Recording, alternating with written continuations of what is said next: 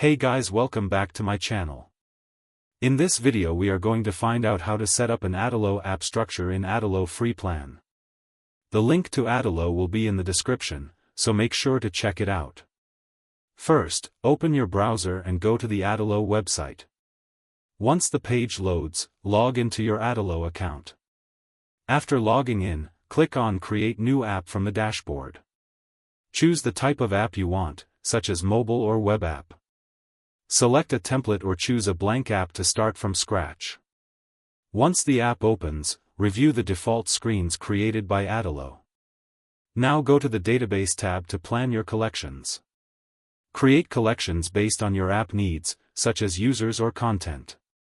Add the required data fields to each collection. Next, return to the Screens section to organize your app flow. Rename screens clearly to match their purpose. Set up navigation between main screens using buttons or lists. Group related screens together for better structure.